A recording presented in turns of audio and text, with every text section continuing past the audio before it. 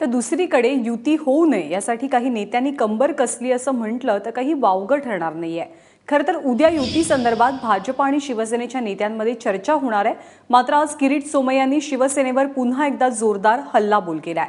जागा वाटपाच्या चर्चेपूर्वी शिवसेनेनं सद्य परिस्थितीचं भान आणि ज्ञान ठेवावं असं किरीट सोमय्या म्हणाले।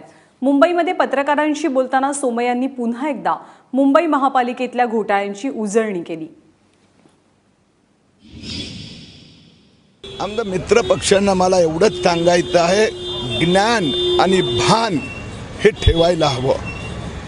विधानसभा निवडणुकीत भारतीय जनता पक्षाला 50% पेक्षा जास्त वॉर्डात बहुमत मिळालं, याचं ज्ञान आहे का त्यांना?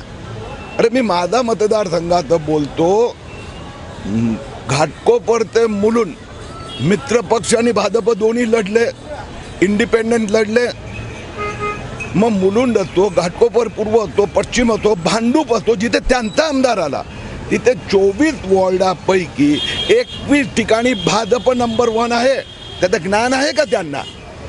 आणि परिस्थितीचं भान ठेवलं पाहिजे। आज मुंबईकरांना खड्डे मुक्त, माफिया मुक्त मुंबई हवी आहे। आम्ही 2 अटी ठेवल्या आहेत की मुंबईला माफिया मुक्त करावं लागणार। म्हणून ज्यांना बरोबर यायचं असेल का यावंच लागणार। निवडणुकीत आधी या की नंतर यावंच लागणार। मुंबईला माफिया मुक्त करण्याचा देवेंद्र फडणवीसचा कामाला सगळ्यांना साथ द्यावीच लागणार।